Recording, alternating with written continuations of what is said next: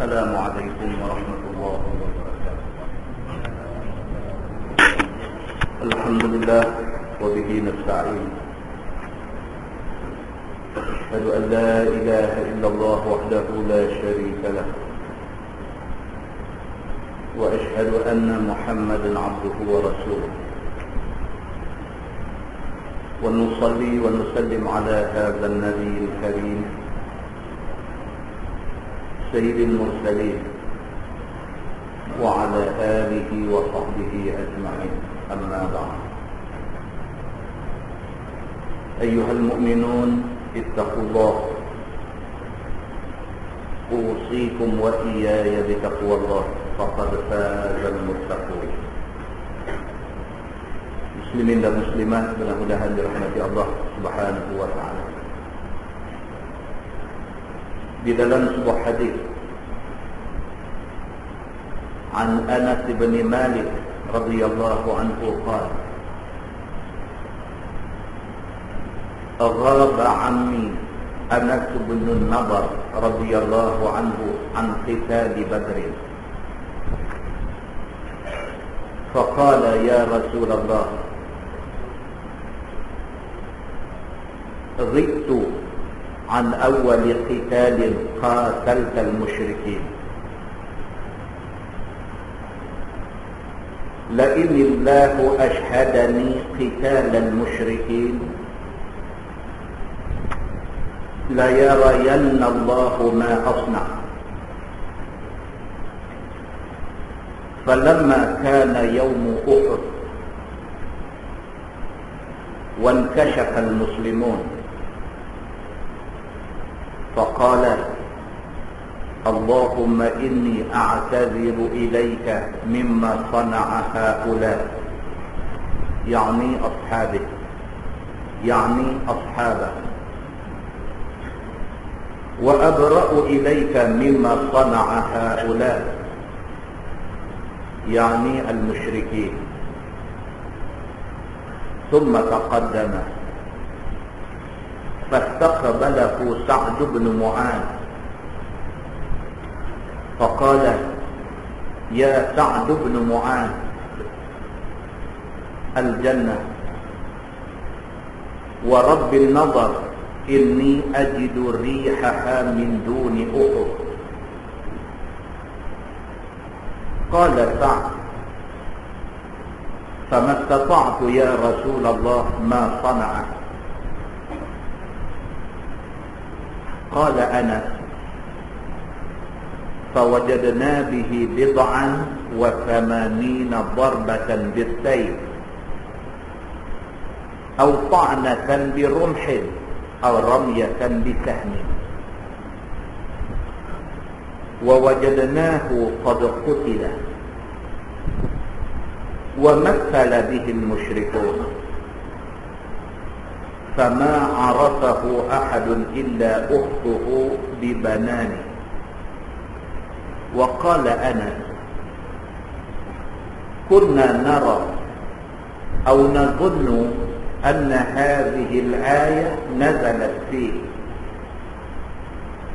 أعوذ بالله من الشيطان الرجيم. من المؤمنين رجال صدقوا ما عاهدوا الله عليه إلى آخرها أو كما قال متفق عليه. Daripada Anas bin Malik radhiyallahu anhu, kata dia, pakcik aku yang bernama Anas bin An-Nadhr radhiyallahu anhu telah tidak ikut serta di dalam perang Badar. Ada dua orang dalam hadis ini, dua-dua nama Anas. Yang meriwayatkan hadis ini Anas bin Malik. Dia cerita tentang pakcik dia, juga nama Anas, tetapi Anas bin An-Nadhr. Kata Anas bin Malik, dia kata pakcik dia Anas bin An-Nadhr ni, masa Nabi pimpin tentera untuk perang Badar, pakcik dia Anas bin An-Nadhr tak pergi. Dia tak ikut dia dalam perang Badar. Maka pakcik dia, Anas bin Nadar ni, dia rasa guilty, dia rasa bersalah. So perang Badar berlaku, orang Islam tak ramai. Nabi SAW turun dalam kumpulan 300 orang lebih kurang. Musuh ramai. Di ketika orang Islam perlu kepada penyertaan daripada orang Islam yang lain, tiba-tiba dia tak pi. Dia tak pi atas sebab-sebab yang tertentu. Bila Nabi SAW balik daripada perang Badar dan ternyata Nabi dan tentera Islam menang, Anas bin An-Nadar ni dia rasa guilty, dia rasa bersalah, dia rasa berdosa dia dengan Allah, berdosa dia dengan Nabi, berdosa dia dengan Islam. Kisah dia ni diceritakan balik oleh anak penakan dia yang bernama Anas bin Malik.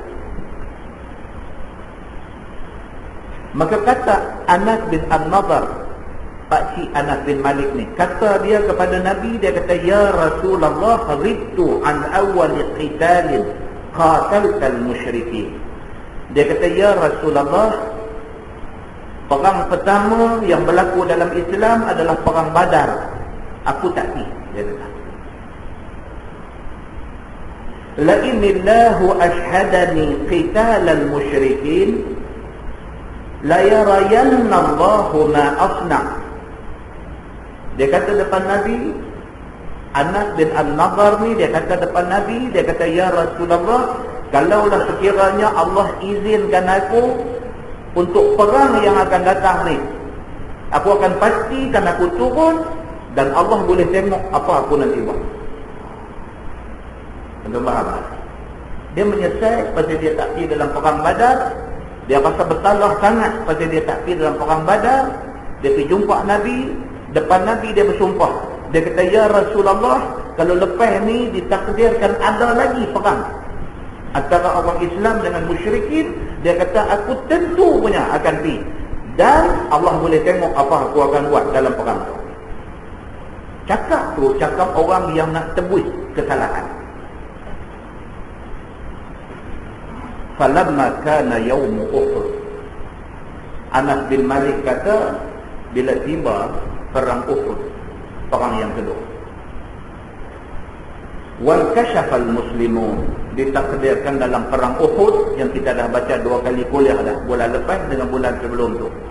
Perang Uhud, tentera Islam menderita teruk. Atas sebab-sebab yang kita dah cerita berulang-ulang kali. Kesimpulan dia apa? Tentera Islam semasa perang Uhud, mereka bantah, mereka engkar pesan Nabi. Nabi kata, apa jadi pun, kita menang ke, kita kalah ke, hampa duduk atas bukit ni. Jangan tinggal bukit ni, walau menang, walau kalah. Mereka bantah arahan Nabi, mereka turun. Turun tu menyebabkan musuh ambil alih bukit tu, dan akhirnya tentera Islam menderita di dalam perang Uhud ni. Faqala, maka kata Anas bin An-Nadar ni, dia kata, Allahumma inni a'tadiru ilaika mimma sana'a haula, yakni ashabah. Anas bin An-Nadar ni, bila dia tengok tanda-tanda kekalahan yang nak kena kepada tentera Islam di dalam perang Uhud ni, Anas bin An-Nadar kata, dia kata, ya Allah, aku minta berlindung denganmu ya Allah. Aku minta ampun kepadamu ya Allah daripada apa yang berlaku ni, dengan kerana perbuatan sahabat-sahabat yang dua ada.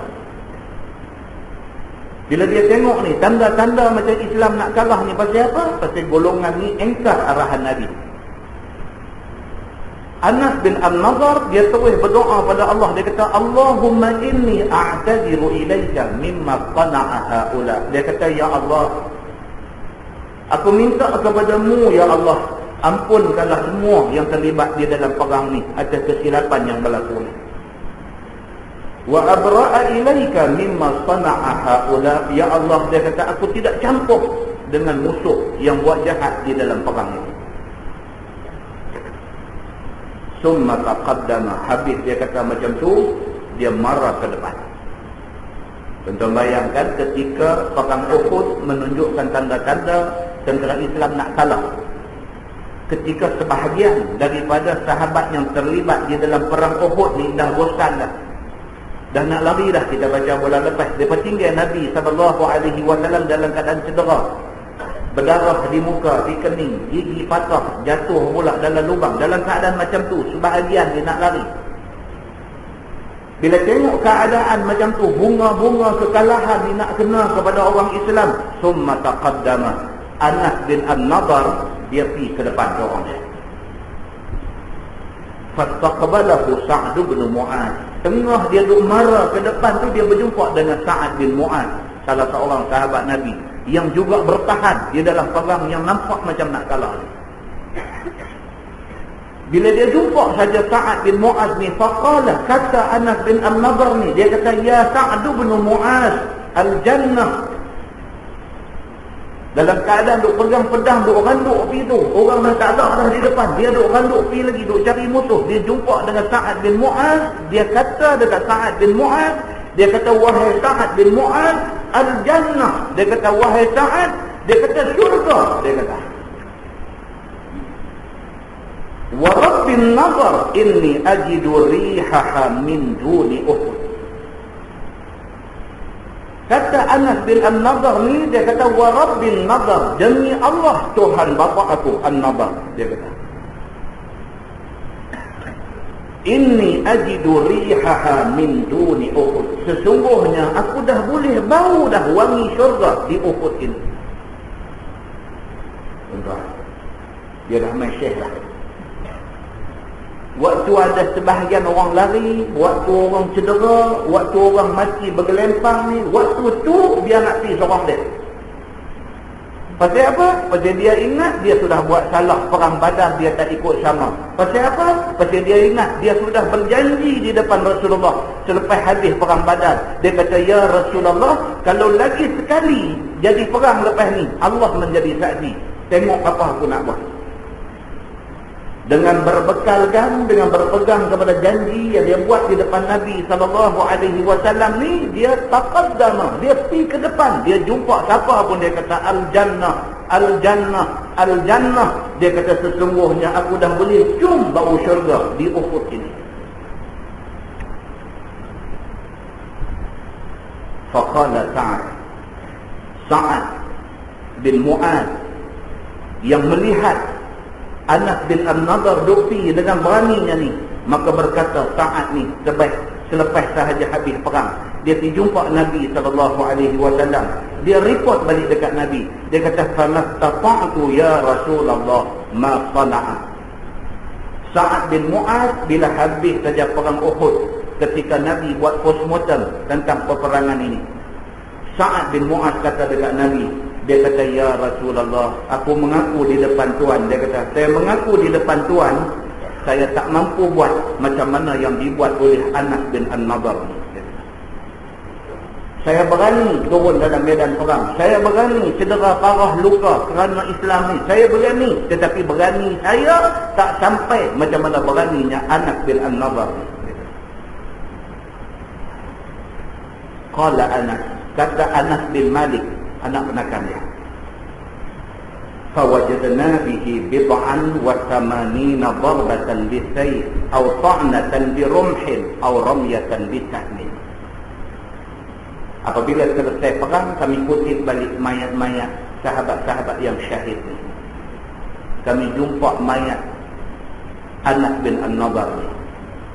Di badan Anas bin An-Nadar yang terkorban sebagai syahid di dalam perang Uhud ni, dia kata, fawajadna bihi bid'an wa thamanina darbatan bisayf aw ta'natan birumhin aw ramyatan bisahmin. Di badan dia tidak kurang daripada 80 bekas luka. Yang luka itu terhasil daripada tetakan pedang, yang luka itu terhasil daripada tikaman lembing, dan luka itu terhasil daripada cucukkan anak panah. Tidak kurang daripada 80 bekas luka di badan Anas bin An-Nadar ini. Wa wajadnahu qad qutila. Ketika kami jumpa dia sudah syahid. Matilah dia ni. Wa matsala bihil musyrikun.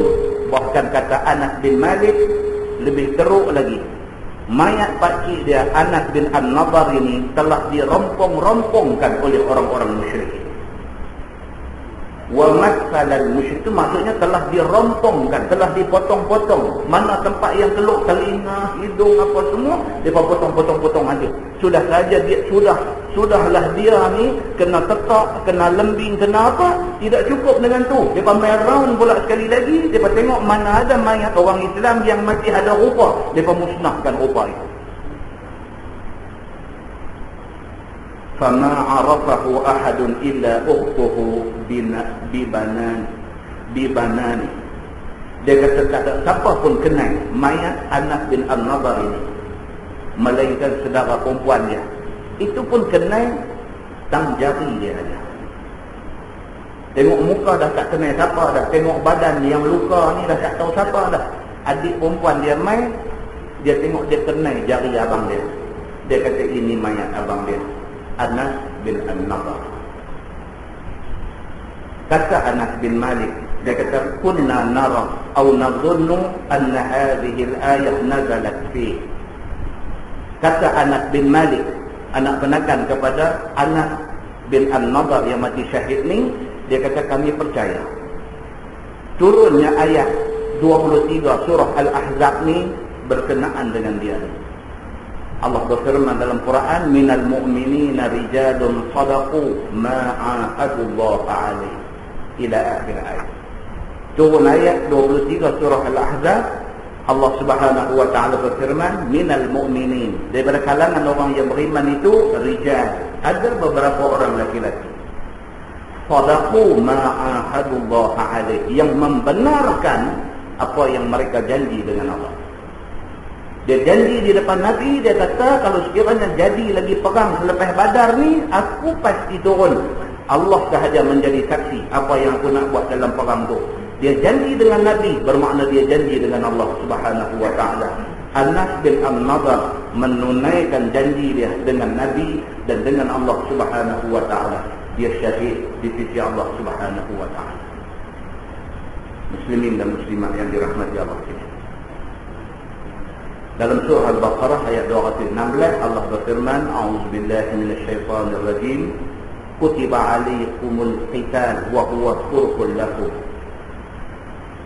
wa 'asa an takrahu syai'an wa huwa khairul lakum wa 'asa an tuhibbu syai'an wa huwa syarrul lakum wallahu ya'lamu wa antum la ta'lamun. Shadaqallahul 'azim. Allah sebut dalam ayat tu, kutiba alaikumul qital, telah difardukan, telah diwajibkan ke atas kamu perang.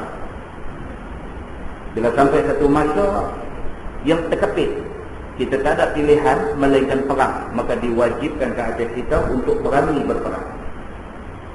Macam yang jadi kepada orang Islam di Palestin, macam yang jadi kepada orang Islam di rata-rata dunia hari ini. Yang perang itu bukan mereka cari, tetapi sudah mai depan mata. Dalam keadaan yang macam tu, difardukan ke atas setiap orang Islam mesti berani untuk berperang. Wa huwa kurhul lakum. Tuhan kata sedangkan perang ni cerita dia mati.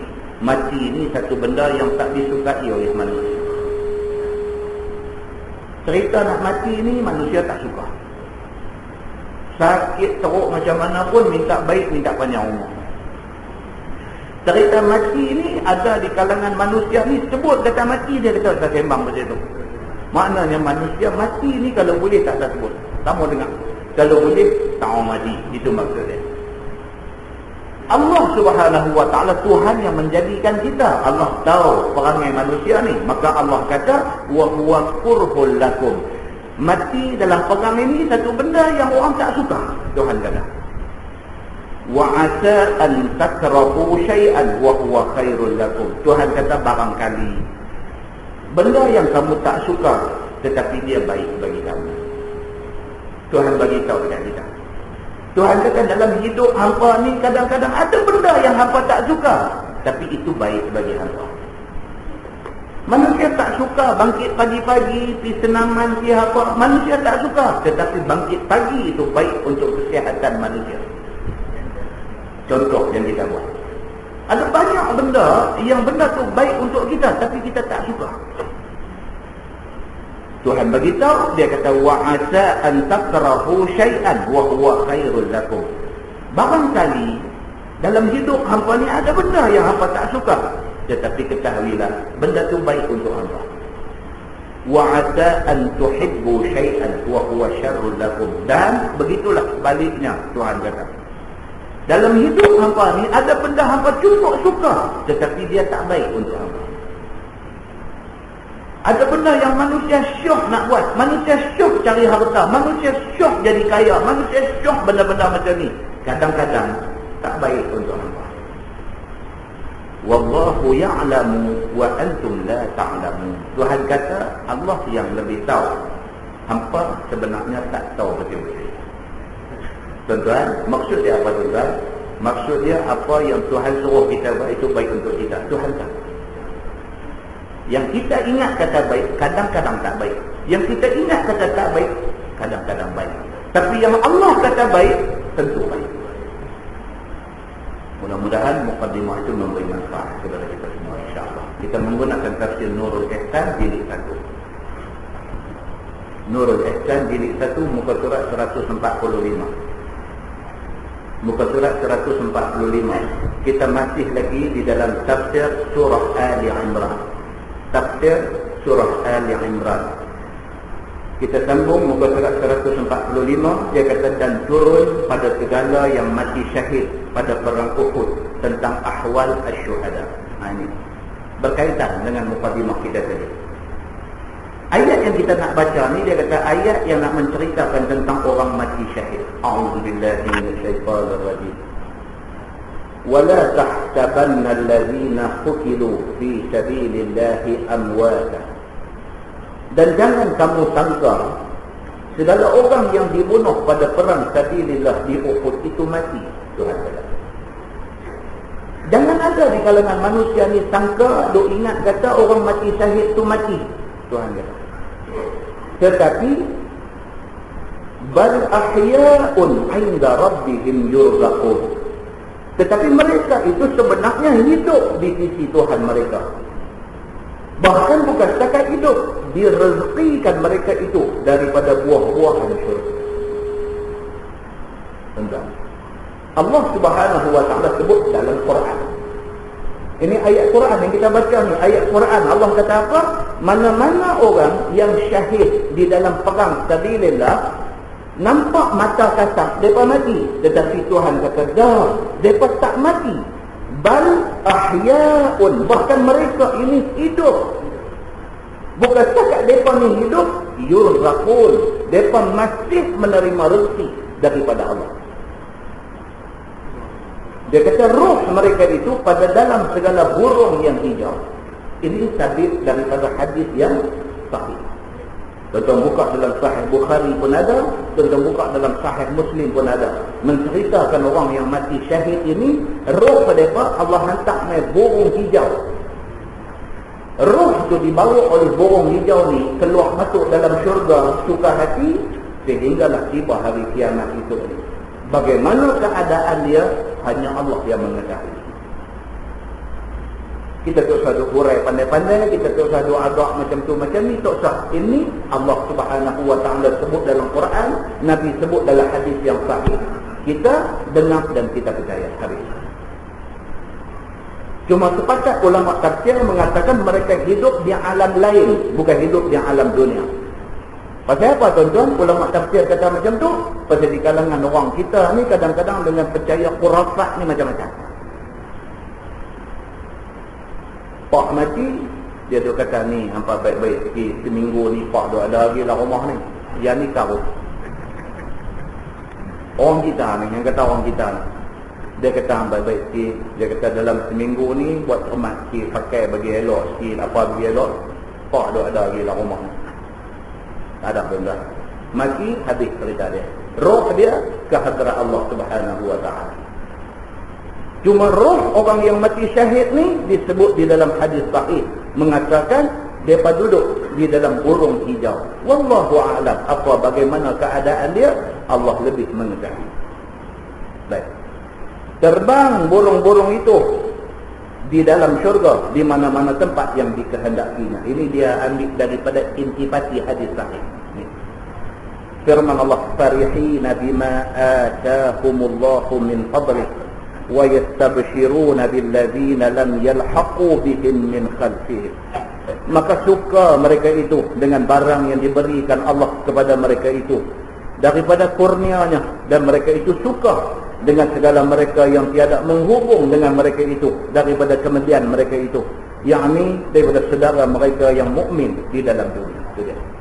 Dalam Quran Allah Subhanahu wa taala sebut, Allah kata roh orang-orang yang mati syahid ni Allah bagi dekat depa kesukaan, kegembiraan, nikmat. Sementara nak tunggu hari kiamat ni, depa dah dapat dah nikmat-nikmat ni semua. Dan seronok mereka di dalam nikmat Allah Subhanahu wa taala ni, dan mereka sentiasa nanti-nanti nak tunggu saudara-saudara mereka yang nak menyusul mereka selepas ini. Mereka sentiasa duk tunggu, ada lagi tak saudara-saudara mereka atas dunia ni yang sanggup syahid sama dengan mereka. Begitu. Firman Allah, alla khaufun alaihim wala hum yahzanun. Bahawa tiada takut atas mereka itu dan tiada mereka itu duka cita di akhirat nanti. Depa tak ada apa dah. Depa elok belaka dah di sisi Allah Subhanahu wa taala. Siapa-siapa yang keluarga dia syahid, dia tak payah bimbang, tak payah susah hati. Pasal apa? Pasal Allah bagi tahu orang yang mati syahid ni tidak ada takut dan tidak ada duka cita. Sebaliknya mereka gembira sehari. Begitu. Yastabshiruna bi ni'matin minallahi wa fadlin. Maka suka mereka itu, yakni para syuhada itu, dengan nikmat daripada Allah dan kurnia yang diberikan lebih ke atas mereka itu. Firman Allah, wa anna Allah la yudhi'u ajral mu'minin. Dan bahawasanya Allah Subhanahu wa taala itu tidak mensia-siakan pahala orang-orang yang beriman, tetapi memberi pahala akan mereka itu. Yang itu Tuhan janji. Orang yang beriman, yang percaya kepada janji Allah, yang mereka buat mengikut apa yang Allah suruh, pahala tentu Tuhan bagi. Tuhan dah janji dah benda ni, pahala ni tentu Tuhan bagi. Tuan duk bimbang tentang soal pahala ni. Allazina tajabu lillahi war rasul. Maka mereka yang memperkenan, yakni patuh kepada Allah dan Rasul akan segala panggilannya, yakni dengan keluar bagi mereka itu untuk berperang apabila dikehendaki, yakni tak kala dikehendaki Abu Sufyan dan segala sahabatnya akan kembali berperang, dan berjanji mereka itu serta Nabi pada hari Uhud akan perang di tempat yang bernama Suq Badar pada tahun yang hadapan. Ini dia ada cerita tuan-tuan. Ini dia ada cerita. Bila habis perang Badar, bila habis perang Uhud, kafir menang. Apabila selesai perang Uhud, Abu Sufyan ni mai jumpa Nabi. Ni Abu Sufyan masa tu belum Islam lagi. Dia Islam selepas pembukaan kota Makkah. Masa jadi perang Badar, perang Uhud, dia di sebelah pihak musyrikin, di sebelah kafir musyrikin. Bila habis perang Uhud, Abu Sufyan mai jumpa Nabi sallallahu alaihi wasallam. Bila sampai di depan Nabi, dia cabar Nabi dan orang Islam semua. Dia kata tak apa, dia kata hampa kalah. Aku bagi dekat hampa satu peluang lagi. Tahun depan kita perang lagi sekali. Dia nampak tentera Islam kalah di dalam perang Uhud. Selesai habis semua perang, dia mai jumpa Nabi yang cedera ni, yang luka, yang patah gigi, yang cedera parah ni. Abu Sufyan mai jumpa Nabi, dia kata dekat Nabi, dia kata Muhammad tak apa, dia kata kalah ke depan ada lagi, dia kata next year kita jumpa lagi sekali. Kita jumpa di Badar, dia kata kita jumpa di Badar, tempat hak kami kalah dulu. Hampa menang di Badar, kami kalah di Badar. Di Uhud kami menang. Okey, tahun depan kita jumpa lagi sekali. Kita jumpa di Badar, dia nak menang balik di Badar yang dia kalah pada tahun dulu. Ini Abu Sufyan. Maka perang itu dinamakan Badar As-Sughra, Badar kecil. Janjinya pada tahun depan. Kebetulan tahun yang berikutnya tu, kalau dia kata inflasi, barang jadi mahal, harga barang jadi mahal. Maka Abu Sufyan mengambil kira keadaan yang tak elok pada masa tu, dia nak membatalkan perang tu. Tapi kalau dia membatalkan, dia malu. Sebab dia yang cabar Nabi ajak pergi perang. So dia tak mau keluar daripada mulut dia ni, pembatalan ni. Maka dia lantik satu orang yang bernama Nu'aim. Strategi di dalam perang. Abu Sufyan panggil satu orang yang bernama Nu'aim. Di dalam setengah tafsir dia kata Nu'aim bin Mas'ud. Dalam setengah tafsir dia buah Nu'aim bin Laid. Dia ambil Nu'aim ni, dia upah Nu'aim ni 10 ekor unta. Dia kata, aku bagi ke hang 10 ekor unta. Hang punya kerja, masuk ke Madinah sana, sebarkan satu cerita bohong kepada orang-orang Islam di Madinah, dan pastikan cerita ni sampai ke telinga Muhammad. Dia kata, bagitahu, kata, aku tengah kumpul tentera yang cukup ramai untuk tujuan perang di Badar yang aku janji tahun depan, tahun yang nak main. Hampir habang dekat dia, kata, aku tengah kumpul pasukan yang cukup ramai dan aku bercadang untuk nak pukul mereka TKO. Hang tolong pergi sebar benda ni. Dan hang bagi tahu dekat mereka, kata, hendaklah hampa gerun dan takut fikir anak bini di rumah. Kalau hampa pergi kali ni, habis hampa semua. Maka Nu'aim ni, dia nampak 10 ekor unta. Kalau hari ni, dia nak kata apa? 10 biji berabus, dia kata macam tu. Upah dia 10 biji kereta berabus. Hampir buat kereta ni di Madinah, bagi mereka dengar kereta ni, bagi mereka takut supaya mereka tak turun main perang yang aku suruh mereka turun di Badar As-Sughra. Nu'aim pun okey, no problem, benda ni kecil bagi aku biasa buat kerja ni, tidur sebar berita-berita yang pelik-pelik ni, ini memang kerja aku. Nu'aim pun turun pergi. Bila sampai di sana, dia sebarkan cerita ni.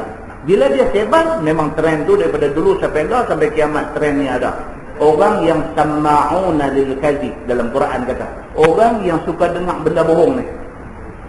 Bila mai kat telinga dia benda sensasi, dia petik jari, dia kata cantik, dia akan pergi habang kat orang lain lagi. Begitulah jadinya di dalam Madinah ni. Berkembang cerita tu, berkembang. Bila sampai ke telinga Nabi dan sahabat-sahabat yang kuat di sisi Nabi ni, mereka kata apa? Hasbunallah wa ni'mal wakil.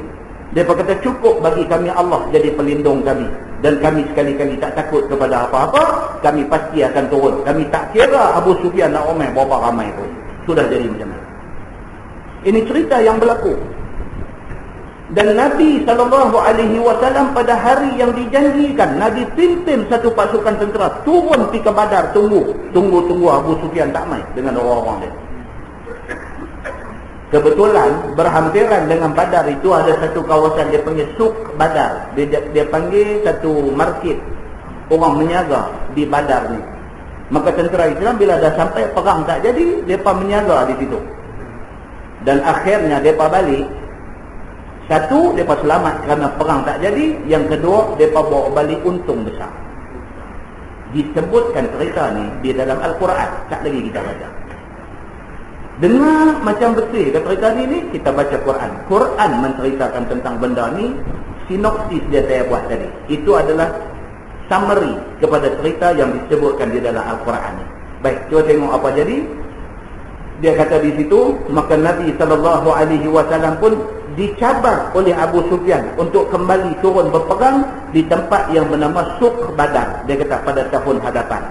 Min ba'di ma asabahumul qarh, selepas yakni kemudian daripada barang yang mengena akan orang Islam oleh kesakitan dengan sebab luka perang Uhud. Ni yang kata tentera Islam. Dalam perang Uhud, luka, cedera parah dan sebagainya. Bila balik main, Nabi habaq dekat mereka, luka tak kering lagi, Nabi habaq dekat mereka. Abu Sufyan cabar kita. Dia kata tahun depan, awal tahun depan, dia nak jumpa kita pula dekat dengan Badar. Macam mana? Hampa mau ke pi? Sahabat-sahabat Nabi kata apa? Kami pasti akan pi. Itu dia. Lillazina ahsanu minhum wattaqau ajrun azim. Bagi segala mereka yang berbuat kebajikan dan takut akan Allah itu, pahala yang sangat besar. Tuhan kata orang yang macam ni, yang luka tak kering lagi, sanggup pergi perang lagi sekali. Orang yang macam ni, bagi mereka ni semua ajrun azim, pahala yang sangat besar duk tunggu mereka.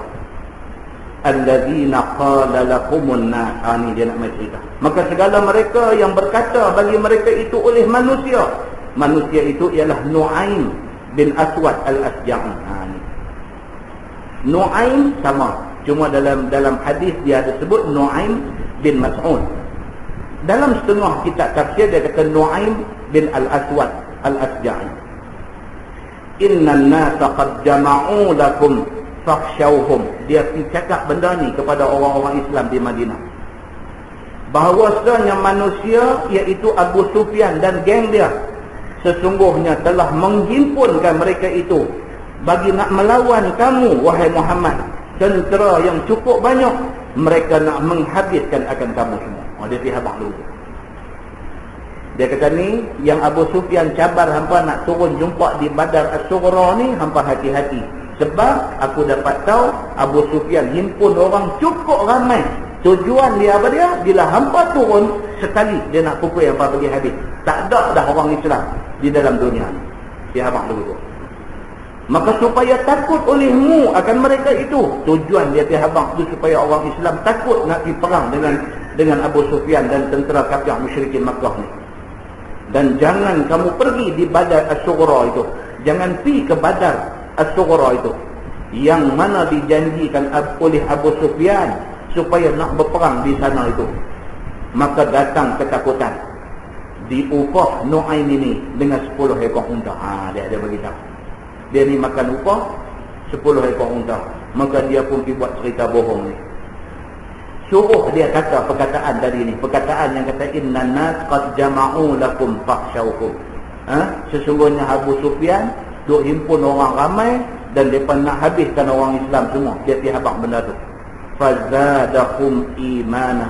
Maka bertambah akan mereka itu, yakni akan orang yang beriman itu, akan iman kepada Allah dan yakinnya. Tetapi orang yang beriman, sahabat-sahabat Nabi, langsung tak takut. Bahkan kata-kata tu membakar lagi semangat mereka untuk nak pergi perang. Habaq kata Abu Sufyan himpun orang ramai. Awak ingat ramai kami lari. Lagi ramai lagi kami nak pergi. Tentera Islam kata. Sudah jadi macam tu. Wa qalu hasbunallah wa ni'mal wakil. Dan membaca mereka itu, yakni tentera-tentera Islam sahabat Nabi ini, akan ayat itu, iaitu hasbunallah wa ni'mal wakil, iaitu memadalah Allah Subhanahu wa ta'ala itu Tuhan kami, dan sebaik-baik tempat yang kami serah urusan kami kepada dia. Dia berkata apa? Hasbunallah.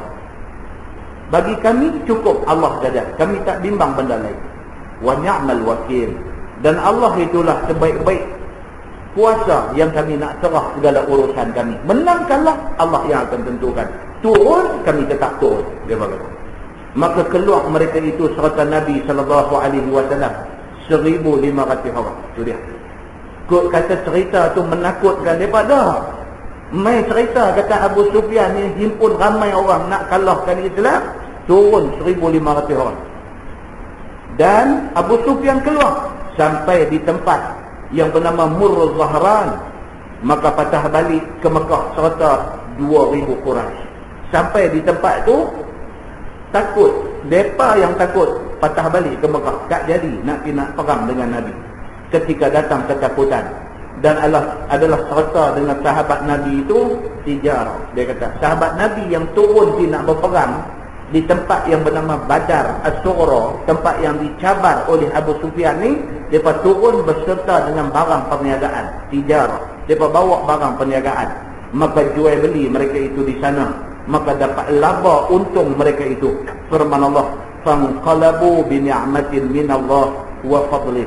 Maka baliklah mereka itu, yakni tentera Islam itu, ke Madinah dengan nikmat daripada Allah Subhanahu wa taala, iaitu kurnia, selamat, tak jadi perang, dan juga untung dalam perniagaan. Ni hak kita cerita tadi disebut satu-satu di dalam surah Ali Imran yang kita tengah duk baca. Muslimin dan muslimat yang dirahmati Allah sekalian. Lam yamsaskum su', maka tiada kena akan mereka itu, akan orang Islam itu, kejahatan daripada bunuh ataupun luka. Orang Islam tak jadi perang. Balik ni tak ada siapa kena bunuh, tak ada siapa luka, titik darah titik pun tak ada. Wattaba'u ridwanallah, dan ikut mereka itu akan keredaan Allah dengan taat Allah dan taat Rasulnya. pada keluar perang untuk kali yang kedua itu. Wallahu dzu fadlin azim. Dan Allah Subhanahu wa taala itu mempunyai kurnia yang besar ke atas orang-orang yang taat kepada dia. Tuan-tuan, dia nak beritahu apa kat kita? Kita baca cerita perang Badar ke, perang Uhud ke, perang apa ke, itu cerita. Tapi yang tersirat di balik cerita ni apa dia? Dia nak beritahu dekat kita, kata Nabi dan para sahabat Nabi, mereka ni gadai nyawa untuk Islam. Dia nak abang yang tu. Soal perang tu jadi macam mana, siapa tipu, mati berapa orang, siapa cedera, Nabi jadi macam mana, apa semua, itu sejarah. Tetapi yang terkandung di balik sejarah yang kita baca tu, yang terkandung tu apa dia? Yang terkandung tu nak habaq kata Nabi dan sahabat Nabi, orang Islam pada masa tu, mereka ni gadai nyawa untuk Islam. Dia nak habaq yang tu. Dia nak bagi dekat kita satu semangat, satu faham bahawa kita pun kena ada semangat tu. Kalau kita tidak sampai ke tahap nak berjihad sampai terbang nyawa, kita kena ada satu semangat. Sanggup keluar duit untuk agama, misalnya. Sanggup bagi tenaga untuk agama, misalnya. Kita kena ada semangat tu. Tuan-tuan duduk pada apa-apa kedudukan pun tak apa, tetapi Islam tu keutamaan kita. Tuan-tuan jadi Perdana Menteri ke, tuan-tuan jadi menteri ke, tuan-tuan jadi apa pun tak apa, tuan-tuan jadi apa pun tak apa, tetapi Islam adalah keutamaan kita. Di mana juga tempat kita duduk di satu pejabat, office boy saja, tapi office boy pun ada peranan dia untuk agama. Otak kita, pikiran kita, idea kita mesti dikerah ke arah macam mana nak mendaulatkan agama. Kalau kita satu orang penggiat seni, kita satu orang yang duk buat filem, kita ni tak kira kita apa pun, apa juga platform yang kita duduk, mana juga channel yang kita boleh pakai, Islam itu keutamaan kita. Takat mana yang termampu. Allah tahu kita buat ke kita tak buat. Berjaya gagal itu urusan Allah Subhanahu wa taala. Dan kita tak boleh blame kawan kita. Kalau dia usaha nak buat tapi tak lepas, kita tak boleh blame dia. Sebab Allah tidak mengukur kejayaan itu dari segi menang atau kalah. Tetapi Allah mengukur kejayaan itu dari segi orang tu buat kerja ke tidak untuk agama. Kalau kita buat kerja untuk agama tetapi tak berjaya, kita menang di sisi Allah Subhanahu wa taala. Yang kita faham. Kita buat kerja untuk Islam, kita menang. Walaupun ukuran manusia kata kita kalah, manusia kata di sisi Allah kita menang kerana kita boleh buat benda agama. Muslimin dan muslimat yang dirahmati Allah sekalian. Ini dia nak cerita dekat kita bagaimana semangat yang ada kepada para sahabat Nabi ridwanullah alaihim ajma'in. Firman Allah, innama zalikumus syaitan. Hanya yang demikian itu, yakni orang yang berkata innan nas, yang tadi ini, innan nas qad jama'u lakum fakhshawhum. Sesungguhnya orang yang berkata itu adalah syaitan. Tuhan kata dalam Quran. Makna dia siapa? Nu'aim tadi ni, yang diupah 10 ekor unta untuk disebarkan benda palsu ni. Orang yang macam ni, orang yang menerima rasuah untuk nak merosakkan Islam ni, orang yang macam ni Quran kata apa? Innama zalikumus syaitan. Quran kata itu syaitan. Itu bukan orang, itu syaitan. Kalau kita orang Islam, tiba-tiba kita menjadi orang yang merosakkan Islam, kita syaitan. Kita orang Islam, tetapi kita yang menjadi penaja kepada program merosakkan Islam, kita syaitan. Menurut apa yang disebut Allah di dalam ayatnya, yukhawwifu awliya'ah, menakuti ia akan kamu akan segala awliya yang kafir, yakni syaitan pertakut orang Islam daripada orang kafir. Kerja syaitan ni apa? Dia duk buat bagi orang Islam ni takut kepada tentera kafir, tak bagi pergi perang. Fala takhafuhum, maka janganlah kamu takut akan mereka itu. Wa khafuni, dan takutlah oleh kamu akan aku jika meninggalkan akan suruhku. Tuhan kata tak takut kepada apa-apa pun. Takutkah aku? Tuhan kata. Manusia tak ada neraka, tapi aku ada neraka. Tuhan kata. Manusia boleh marah saja, tapi aku boleh murka. Tuhan kata, manusia tak boleh bagi keredaan dia, tetapi aku boleh memberi keredaan aku kepada mana-mana manusia. Maka takutlah kepada aku, Tuhan kata, in kuntum mu'minin, jika kamu benar-benar beriman. Sekalian firman Allah, wala yahzunka allazina yusari'una fil kufr, dan tiada menduka cita akan dikau oleh segala mereka yang bersegera mereka itu pada jadi kafir, yakni dengan menolong orang kafir, iaitu ahli Makkah dan juga segala orang-orang yang munafik. Maksudnya janganlah engkau duka cita dengan kufur mereka itu. Tuhan kata dekat Nabi, nak tenterangkan Nabi, sebab Nabi perah, Nabi kecewa. Nabi dah train orang, Nabi dah groom orang, Nabi dah tarbiyah orang, Nabi dah macam-macam dah buat dekat orang ni. Tiba-tiba senang-senang depa ni dibeli oleh musuh. Nabi rasa kecewa. Allah buat turun mai ayat, Allah kata apa? Wala yahzunka allazina yusari'una fil kufr. Wahai Muhammad, tak usah sedih dengan orang yang melarikan diri tinggal perjuangan. Tuan-tuan, sedih ni hanya diri kita yang mengetahui. Kalau saya mengajar di masjid, daripada mula-mula ada 500 orang, lepas tu tinggal 300 orang, lepas tu tinggal 100 orang, lepas tu tinggal 10 orang, apa saya rasa? Aku tak tim, tak apa, kau kot buat ni. Mana dengan nak jemberang laut, mana duduk queue jambatan tadi, mana dengan kereta duduk impit main nak tapik kita, mana dengan apa, main-main 10 orang. Dia rasa macam mana tuan-tuan? Dia rasa kecewa tu. Dia rasa, apa dah mereka ni? Kita tengok pula keliling, rumah flat dengan brown garden, dengan Minden Heights, dengan kampung apa tersusun, apa gelubah dengan bukit gelubah dengan apa, main 10 orang. Peras tu ada. Itu baru apa? Baru kasih gelubang, main gelubang. Ini Nabi Muhammad sallallahu alaihi wasallam. Dia tumpah darah. Untuk Islam ni dia tumpah darah. Kalau orang pakat lari daripada dia, kecewa dia. Kalau Nabi Muhammad kecewa, Nabi Nuh lagi kecewa. 100 tahun berdakwah, ada orang aja. Maknanya kalau kata kecewa ni, tak ada siapa dah buat kerja untuk Islam ni.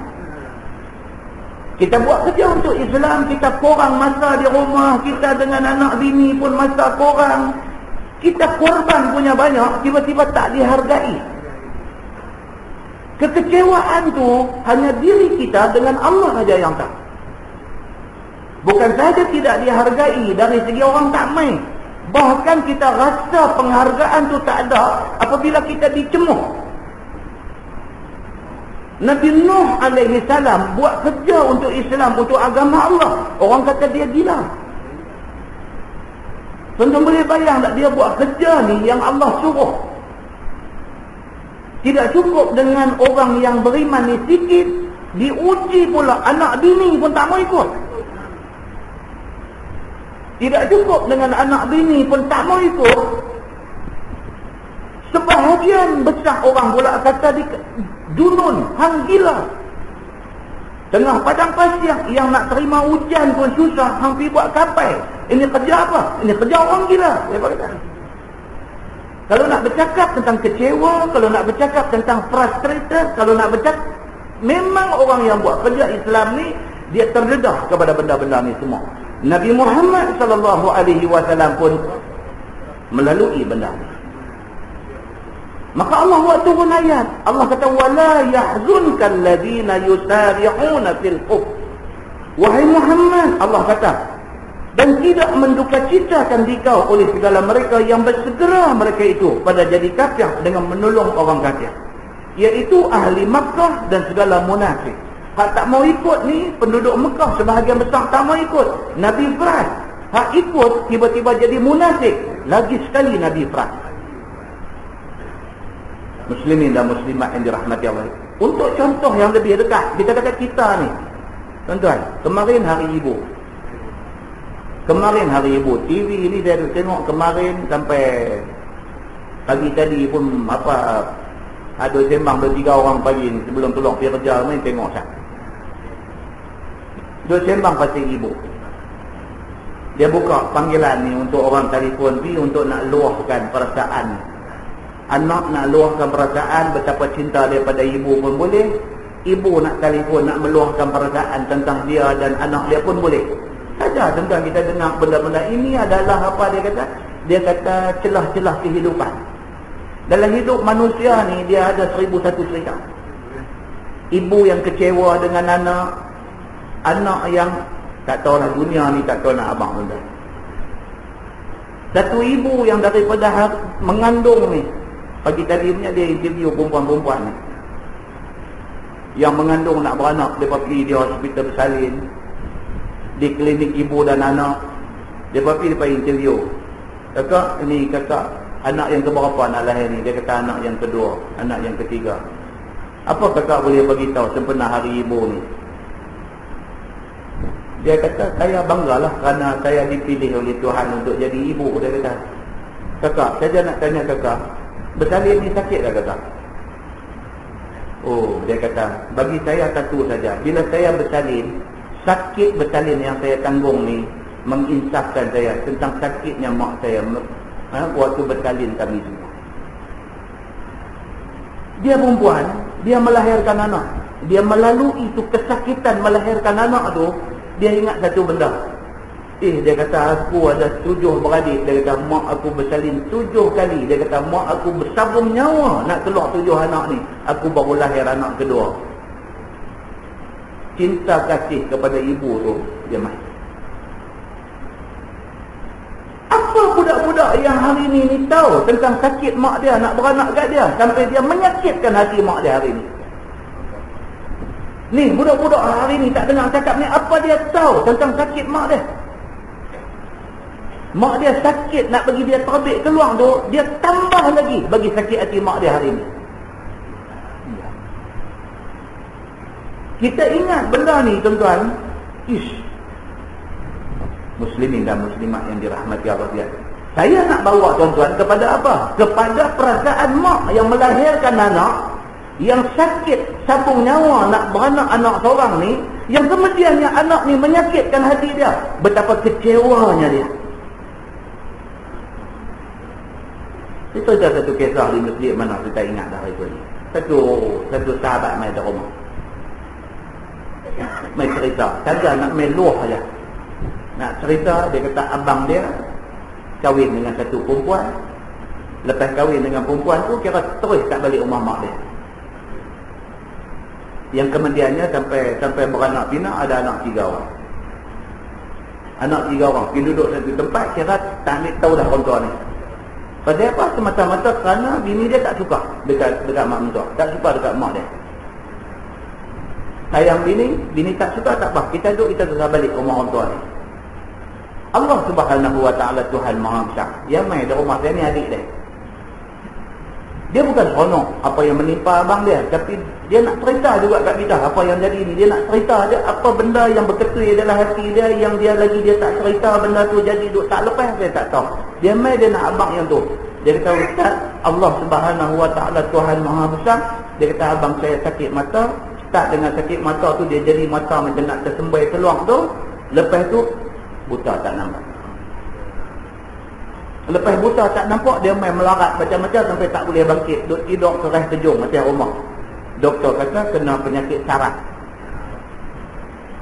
Yang saraf tu dia start dengan attack mata kelabu, dia jadi sakit, dia jadi nak tersembuai keluar, dia jadi macam tu, dia pergi sampai satu badan, dia jadi keras kejung macam rumah.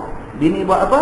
Bini usung buah cerita, main hantar balik rumah mak dia. Selepas dapat 3 orang anak tak pernah balik, bini main hantar, dia kata, mak, anak mak macam ni, saya tak boleh jaga dia. Pasti dia pun dah tak kerja, dia sakit, saya nak kena bela anak-anak, saya nak kena pergi kerja, saya serah balik anak mak dekat mak.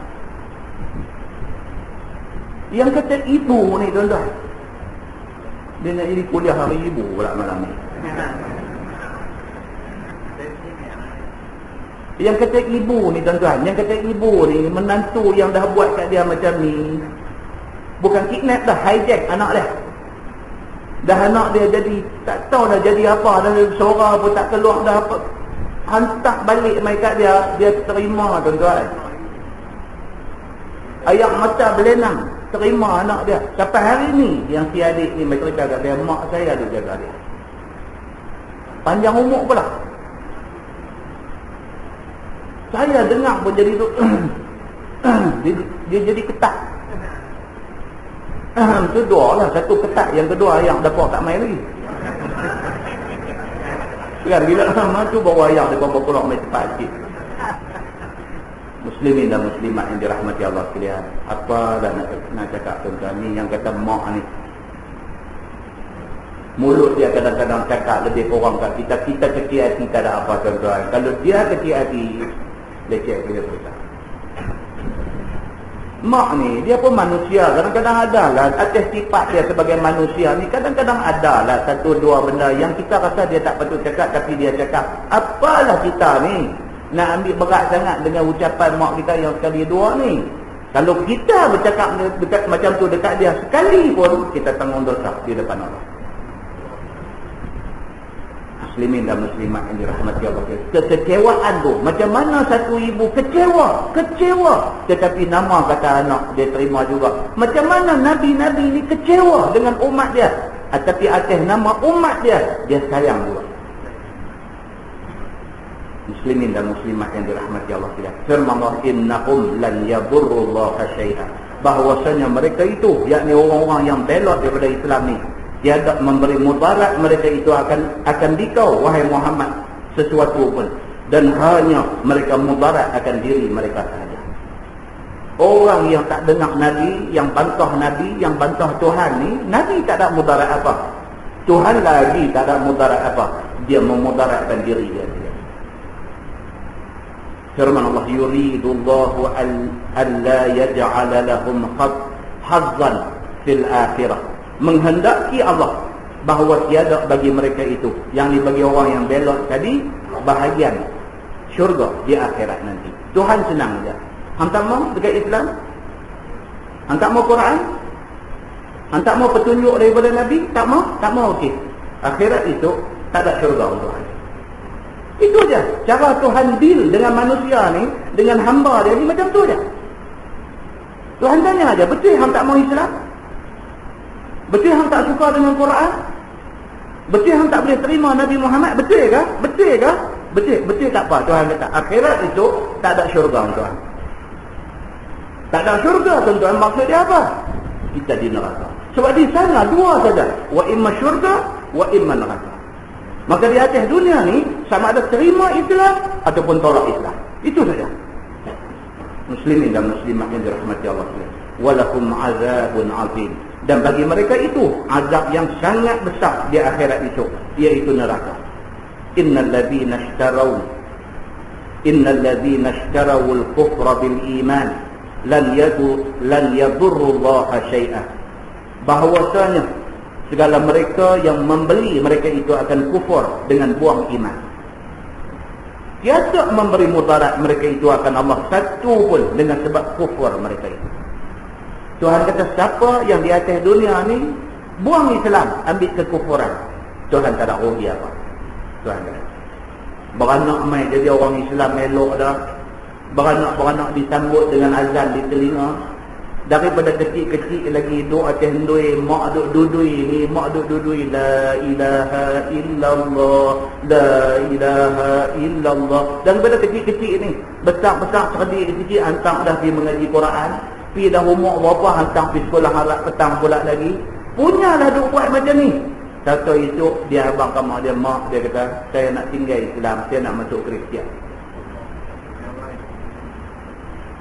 Tuan-tuan, Allah Subhanahu wa taala kata apa dalam ayat ni? Dia kata innal ladzina ishtarawul kufra bil iman la yadurru Allah syai'a. Bahawa segala mereka yang membeli mereka itu akan kufur dengan buang iman. Sudah ada iman dalam hati, ambil buang, dia ambil kufur.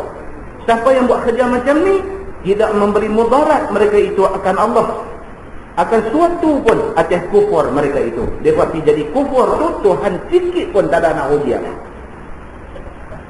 Walahum azabun alim. Akan tetapi bagi mereka itu azab yang sangat sakit. Muslimin dan muslimat yang dirahmati Allah sekalian. Wala yahsabanna alladzina kafaru. Dan jangan sangka oleh segala orang kafir annama numli lahum khairun li anfusihim. Hanya yang kami itu bukan yang kamu. Hanya yang kami tangguh bagi mereka itu dengan panjang umur itu adalah baik bagi mereka itu. Tuhan kata kepada orang kafir semua, kalau hampa panjang umur, jangan ingat hampa punya panjang umur itu bagus. Tuhan kata orang kafir tak menerima Islam, dia memilih untuk kekal di atas jalan kesesatan dia. Allah bagi pula umur sampai 90 lebih, sampai 100 lebih, tak mati dan tak sakit. Allah kata dalam ayat ni apa? Allah kata bagi orang-orang yang kafir, kalau sekiranya hampa panjang umur, jangan ingat panjang umur tu bagus untuk hampa. Tuhan kata, innama numli lahum liyazdadu ithma. Hanya yang kami panjangkan umur mereka itu ialah supaya bertambah dosa mereka itu di atas maksiat mereka itu. Panjang umur tu, lagi panjang umur, lagi panjang cerita hampa di sana. Lagi dahsyat hampa engkar Allah Subhanahu wa taala. Kalau panjang umur, di ujung umur terima hidayah Islam, alhamdulillah. Tapi kalau panjang umur sampai mati di atas kesesatan, habis dia. Umur yang panjang itu tidak membawa satu pun manfaat kepada dia. Firman Allah, walahum azabun muhin. Dan bagi mereka itu azab yang sangat menghina di akhirat nanti. Maka Allahu liyabaral mu'minina ala ma antum alaih. Tiada ada Allah Ta'ala itu bahawa meninggal ia akan segala orang yang mukmin, bercampur Muslim dan lainnya. Tuhan kata dia tak akan lihat atas dunia ni dia bercampur, melainkan Allah akan buat mai satu ujian, yang ujian itu akan membezakan orang beriman dengan orang tak beriman. Zaman Nabi bawa Islam, ramai orang terima Islam. Dalam ramai yang terima tu, ada sebahagian terima betul-betul, pegang Islam tak mau lepas. Ada sebahagian terima atas sebab-sebab tertentu. Terima pasal apa? Pasal lemah, keliling rumah semua dah jadi orang Islam. Dia kata masuk bila dia kata tapi kita macam kita juga. Pasal apa? Pasal payah duduk dalam masyarakat mereka ni. Mungkin pasal itu.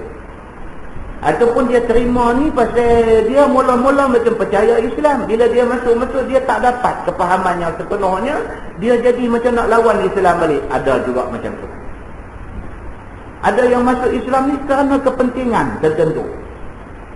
Sebenarnya hati dia tak mau kepada Islam. Ada juga macam tu. Jadi masyarakat zaman Nabi itu bercampur. Yang betul-betul Islam, yang masuk kerana kepentingan, yang masuk kerana terpaksa, yang masuk kerana tekanan daripada siapa-siapa, keluarga tekan dia suruh dia masuk dan sebagainya. Allah kata, aku tak akan biar hampa ni dalam keadaan macam ni, tak tahu yang betul-betul Islam siapa. Maka Allah buat mai satu ujian. Bila mai ujian, nampak yang Islam, yang beriman siapa, yang tak beriman nampak. Ujian apa? Ujian perintah perang. Bila mai perintah suruh perang, hak betul-betul beriman, tak fikir dua kali dah. Terus angkat tangan, kami akan pergi perang. Hak mana yang ada nifak, yang ada sifat munafik dalam hati, tak mau pergi. Pasal apa? Saat ni kalau mati, tak dia anak bini macam mana, munafik. Perintah yang Allah wakmai itu serta-merta membezakan antara orang yang beriman dengan orang yang tak beriman. Maka firman Allah, hatta yamizal khabitha minat tayyib, sehinggalah membezakan Allah akan orang yang jahat, yang munafik daripada orang yang betul-betul mukmin, iaitu apabila ditaklifkan pekerjaan yang payah, iaitu suruh perang, dan perbuat ia yang demikian itu pada hari perang Uhud. Bila main perintah perang Uhud, kenalah orang yang betul-betul beriman dengan orang yang munafik, yang tak beriman sungguh-sungguh, serta merta boleh kenal. Wa ma kana Allahu liyutli'akum 'alal ghaib, dan tiada ada Allah itu bahawa memberi lihat akan kamu atas perkara yang gaib-gaib. Kamu dapat kenal munafik daripada lainnya, yakni dahulu daripada dibezakannya. Yang ni dia nak cerita satu keistimewaan Allah bagi kepada Nabi Muhammad sallallahu alaihi wasallam.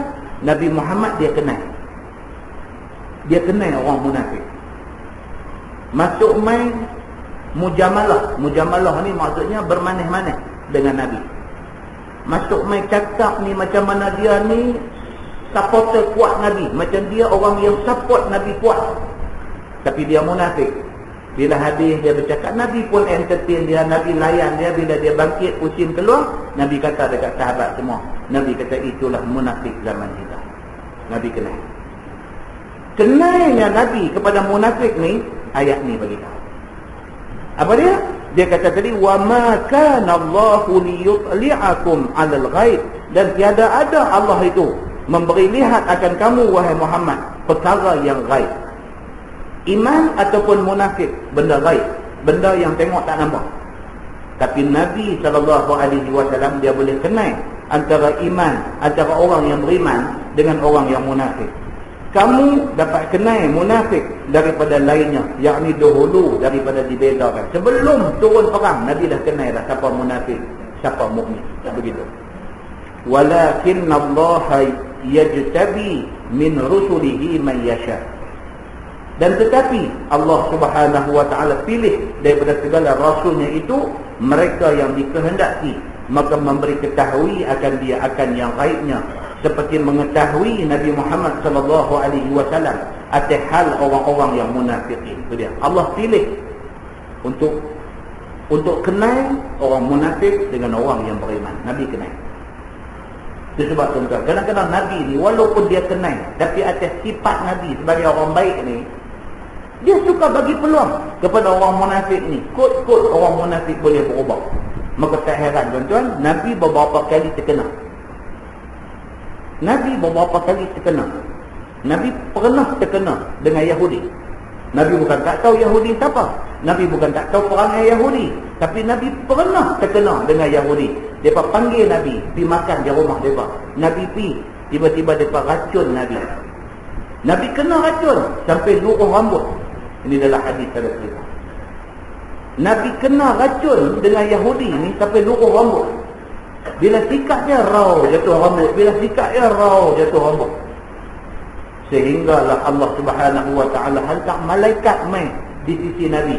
Malaikat bagi tahu dekat Nabi, wahai Muhammad, cerita dia macam ni, macam ni, macam ni, macam ni, kamu sudah kena sihir, kamu sudah kena racun dengan orang-orang ni. Yang kemudiannya Allah pulihkan balik Nabi daripada terkena. Muslimin dan muslimat yang dirahmati Allah sekalian, Nabi Muhammad sallallahu alaihi wasallam Allah bagi keistimewaan dekat dia. Dia kenal musuh, tetapi kadang-kadang kerana baik Nabi ini, kadang-kadang Nabi terkena juga dengan mereka ni. Firman Allah, fa'aminu billahi wa rusulih, maka hendaklah kamu beriman dengan Allah dan segala rasulnya. Wa in tu'minu wa tattaqu, dan jika kamu beriman dan kamu takut akan jadi munafik, falakum ajrun azim, maka bagi kamu pahala yang sangat besar. Allah Subhanahu wa taala bagi ingat kepada Nabi sallallahu alaihi wasallam tentang benda-benda ini. Firman Allah, wala yahsabanna alladhina yabkhaluna bima atahumullahu min fadli huwa khairan lahum. Ini dia mai cerita ayat lain pula. Dia nak cerita tentang sifat bakhil itu tidak bagus. Dan janganlah kamu sangka bahawa segala mereka yang bakhil dengan barang yang diberi oleh Allah kepada mereka itu, kurniaan dengan enggan keluar zakat itu baik bagi mereka itu. Tuhan kata, kamu jangan ingat kedekut tu bagus. Itu mudah abangnya lagu tu. Bahasa ni dia pusing. Dia nak abang kata apa? Allah bagi ingat dekat Nabi, suruh Nabi habaq kepada kita semua. Jangan ada siapa-siapa di kalangan orang Islam ini yang teringat kata kedekut tu bagus. Kita kata kalau tak kedekut, tak kaya. Kita kata kata-kata tu membawa maksud kita ingat kata kedekut tu bagus. Kedekut tu boleh jadi kaya. Maka Allah Subhanahu wa taala sebut dalam ayat ni, wala yahsabanna allazina yabkhaluna bima atahumullahu min fadli huwa khairan lahum. Dan janganlah mereka menyangka bahawa bakhil kedekut terhadap barang yang Allah bagi dekat kamu itu baik bagi kamu. Tuhan bagi kamu kaya, Tuhan bagi kamu ada duit, Tuhan bagi kamu senang, Tuhan bagi dekat kamu jangan ingat kamu kena kedekut dengan apa yang Tuhan bagi. Jangan ingat kata kedekut tu bagus. Bal huwa syarrul lahum. Tetapi bakhil lebih-lebih lagi sampai tak mau keluar zakat. Itu jahat bagi mereka itu. Ada orang dia punya kedekut ni, bukan setakat kedekut tak mau keluar duit tolong orang. Dia kedekut ni sampai zakat pun tak mau keluar. Tuan jangan ingat orang, tuan ingat tuan-tuan sendiri. Okay. Kita kata lagu ni, kita kata nisab zakat, kita katalah lebih kurang hari ni kata RM4,000. Nisab zakat RM4,000. Maknanya kalau kita ada duit dalam simpanan kita genap setahun, duit tu ada RM4,000 atau lebih, kita dah kena zakat 2.5%. Satu hari bulan Muharram tahun lepas kita ada RM5,000, sampai satu Muharram tahun ni cukup haul dia setahun, kita masih lagi ada RM5,000. Atas RM5,000 tu 2.5% itu zakat. Mesti awak pulang. Pasal zakat ni bukan hak kita. Walaupun duit kita, tetapi bukan hak kita. Di sisi agama itu hak orang yang layak terima zakat. Walaupun duduk dalam akaun kita, walaupun hasil daripada titik peluh kita, bila genap setahun, dia sudah jadi hak orang lain. Cuma kita tolong pegang duit tu aja. Berapa ramai daripada kita ni yang duit ada lebih daripada RM4,000. Duk nampak orang ada RM4 juta, duk nampak orang kan ada setengah orang bila tengok TV ni apa, bersamamu tengok cerita orang susah ni, dia bila tengok-tengok dia kata apa, saya satu ustaz saya tak faham dia dah. Ya awak lah. Dah orang-orang hak duduk di Minden Heights tu depa tak tolong lah pokok ni. Dia marah orang Minden Heights pasal apa pula. Kita tanya dia balik, hang tolong ke tak ke? Dah lah macam kita ni. Hang pun takkan tak layak nak tolong kot. Takkan tak ada duit berapa ringgit, dua takkan tak ada berapa RM5, RM10. Hang tak boleh tolong ke takat-takat RM5. Dah lah dia kata boleh lah. Tapi orang macam Minden Heights tu, mereka kalau nak tolong mereka ni takat 20-30 ribu mereka seorang ya. Dah orang-orang lah. Dia dengan Tuhan. Hang tu RM5 hang bagi ke tak? Dah lah duk dah lah ni. Dah lah ni yang kita tak mau dengar. Dah lah dia kata. Tak, sebelum kita nak tunjuk dekat orang tu, sebelum kita tunjuk orang tu, kita ni. Tuan, kalau tunjuk dengan ibu jari, 4 jari dia tunjuk kat lidah. Kalau tunjuk dengan jari telunjuk pun 3 duk main kat lidah. Kira lagu kita ni kita bagi dah. Kalau bagi tak apalah, tak ada apalah, kita tak payah, tak perlu jawab kepada soalan tadi. Kalau kita tak bagi, kita nak kena jawab dengan Tuhan itu ni. Lebih teruk lagi apa dia? Bukan tolong orang, zakat dia sendiri dia tak mahu keluar. Lebih teruk lagi, duk telefon tanya pula, ustaz, dia kata ni macam zakat ni ustaz. Macam saya nak bagi ke anak dia boleh ya? Oh nakai tunggu. Macam zakat ni saya nak bagi ke anak saya boleh ya? Kita kata ke anak bagi duit lain. Nah, hak zakat tu bagi ke orang susah lain. Tak, macam anak saya ni dia pun susah juga. Duk nak bagi ke anak juga, dia tak mau tolong orang tu. Muslimin dan muslimat yang dirahmati Allah, manusia ni, yang kata manusia ni itu zakat. Bab hak dividen apa duit interest apa ni satu pasal pula. Sudah ada apa nama mudarabah account, sudah yang elok sikit daripada saving account ni, dia ada ubah dalam tu juga lah. Dapat interest. Bila dapat interest ni dia, ustaz, macam duit interest ni kalau kita tukang tayar kereta boleh lah ustaz? Nak pakai juga. Pasal apa? Pasal manusia dengan duit ni Allah. Cukup leceh kita ni. Dah dia kata macam kereta ni pun saya bukan duk naik seorang ustaz. Kadang-kadang duk POP saya duk bawa kawan 2-3 orang apa semua, kita tukang tayar kereta duit interest boleh lah ustaz? Kalau kita kata tak boleh, tak puas hati, cari ustaz lain pula dalam. Dia nak ustaz nak kata, oh jadi kereta duk naik, bukan family saja duk naik lah. Ada orang lain duk naik dia. Dia kata orang lain pun saya duk bawa selalu. Kalau tak ada pun saya bawa mereka pergi lunch lah apa, saya nanti bawa mereka. Kadang-kadang saya bawa orang pergi masjid pula lagi. Masuk macam tu. Jadi ustaz ni pun dengar, oh masjid pun duk bawa orang dengan kereta tu juga. Saya ingat tak apa kot. Terima kasih ustaz. Dia nak selamatkan juga duit tu bagi guna untuk dia. Tuan-tuan, ni manusia. Yang semua contoh-contoh ni dia membawa kepada satu kesimpulan. Apa dia? Bakhil. Dalam hadis, tuan-tuan, dalam hadis. Riwayat daripada Abi Hurairah radhiyallahu anhu. Dia kata qala Rasulullah sallallahu alaihi wasallam, "Man ataahu Allahu malan falam yuaddi zakatah, musila lahu syuja'an aqra yutawwaquhu yawm al-qiyamah. Yaqul ana maluk, ana maluk, ana kanzuk." Atau kama qala, hadis sahih riwayat Al-Bukhari. Daripada Abu Hurairah radhiyallahu anhu, dia kata Nabi sallallahu alaihi wasallam bersabda.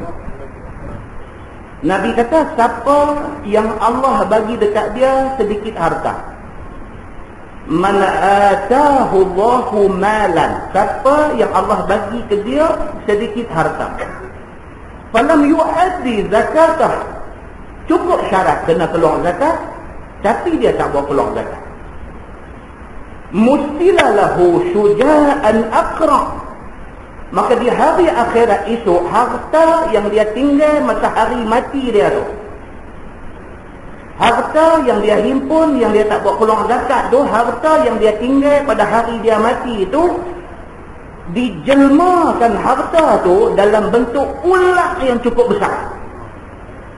Tuan-tuan, cerita Syuja'ul Aqra' ni, dia satu, dia jumpa dalam kubur orang yang tak semayang. Lagi satu, dia duk main cerita zakat ni. Mustila lahu, maksudnya dijelmakan harta dia tu, Allah ubah bagi jadi syuja'an aqra', bagi jadi ular yang cukup besar. Yutawwaquhu yawmal qiyamah, di hari akhirat esok, harta tu dia jadi rupa ular, dia belit di tengkuk orang-orang yang duit tak buat keluar zakat ni. Dia duk belit, dia duk ras di tengkuk ni, dan dia duk patuk orang ni. Yaqul, dan berkata ular ni, ana maluk, dia kata aku harta engkau, dia kata. Wa ana kanzuk, dan aku adalah simpanan engkau di atas dunia ini. Hadis itu hadis sahih riwayat Al-Bukhari. Muslimin dan muslimat yang dirahmati Allah sekalian. Banyak cara banyak, sikit cara sikit. Zakat tetap zakat, mesti kena bawa keluar. Jangan ingat sayang duit hak sikit tu. Kerana sayang hak sikit tu, kita tak sayang diri kita di akhirat nanti. Dia main dalam satu hadis lain pula, Nabi kata apa? Nabi kata, ma min abdin la yuaddi zakata malih illa ju'ila lahu syuja'un aqra' yatba'uh yahfirru minhu fayatba'uh fayaqul ana kanzuk. Apa pula dia kata? Nabi kata, mana-mana hamba yang tidak keluar zakat harta dia, di hari akhirat esok, harta tu tukar jadi ular yang besar, yatba'uh, yang ular ni ikut dia kemana juga dia pergi, lari. Nabi kata yahfirru minhu, dia lari daripada ular ni. Dia nampak ular ni duk hambat dia, duk lisan dia, duk nak resah dia, dia lari. Yafirru minhu, dia lari daripada ular ni. Fayatba'uh, Nabi kata ular tu tetap akan ikut dia. Fayaqul, dan kata ular tu, ana kanzuk, akulah harta simpanan engkau. Muslimin dan muslimat yang dirahmati Allah sekalian. Tuan-tuan, tak rugi tuan-tuan kita buat keluar zakat, tak rugi. Tuan-tuan nak bawa keluar dekat PUZ, dekat pusat urus zakat pun tak apa. Tuan-tuan nak bawa keluar sendiri, dicari badan-badan, orang-orang, individu yang layak terima zakat, tuan-tuan bagi pun tak apa. Tuan-tuan dengan Tuhan clear. Sama tuan-tuan, cuma yang bagus, buat yang nu bagus, puasa sunat bagus, yang nu baca Quran apa, semua dah cantik, bagus dah. Tengok-tengok dia pergi sangkut tang ni. Sangkut tang mana? Zakat tak bawa keluar atas harta yang berada. Muslimin dan muslimat yang dirahmati Allah sekalian. Maka dalam hadis, dalam ayat tadi Allah kata, sayutawwiquna ma baqilu bihi yaumal qiyamah. Lagi akan dibelit dengan leher mereka itu barang harta yang mereka bakhil dengan dia daripada keluar zakatnya pada hari kiamat, dengan bahawa dijadikan ulah pada tengkuk mereka itu, mematuk akan dia seperti mana yang waris daripada hadis Nabi SAW. Dalam kitab ni pun dia sebut. Ni berdasarkan ayat tadi, jelas-jelas Tuhan kata apa? Sayutawwaquna ma bakhilu, akan belit dia atas harta yang dia bakhilkan, yang dia kedekutkan di atas dunia, akan jadi ulah belit tengkuk dia. Walillahi mirasu, tu baris tu begitu.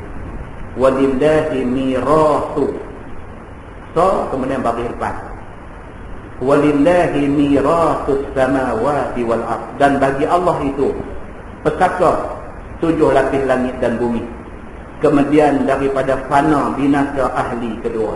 Itu dia. Esok kiamat esok, langit bumi tetap hak Tuhan punya.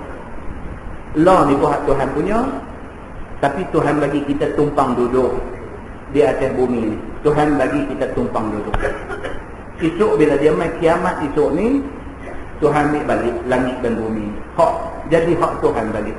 Wallahu bima ta'maluna khabir. Dan Allah Ta'ala dengan barang yang kamu buat amal itu amat mengetahui. Membalas Allah akan kamu dengannya. Tuhan kata, hampa buat amal, aku tak. Hampa tak tunjuk kat orang pun. Tengah-tengah malam, pukul 3, pukul 4, pukul 4.30 pagi, pukul 5 pagi, bangkit seorang-seorang pergi masuk pancung, ambil ayat semayang, gosok-gosok gigi, ambil ayat semayang semua. Allahu Akbar, tahajud 2 rakaat. Tuhan tak. Tuhan tak. Bini tak tahu, anak-anak tak tahu, jiran sebelah rumah tak tahu, tu imam masjid tak tahu tak apa. Tuhan tahu. Kita bangkit. Dan kita bangkit pun bukan untuk siapa-siapa, untuk nak minta ampun atas salah kita, untuk nak minta keredaan daripada Allah Subhanahu wa taala, untuk nak mengadu kepada Allah masalah kita. Begitu. Baik. Firman laqad sami'a Allahu qaulal ladzina qalu. Sungguh telah didengar oleh Allah akan perkataan segala mereka yang berkata, innallaha faqir wa nahnu aghniya. Wallahu a'lam. Kita berhenti.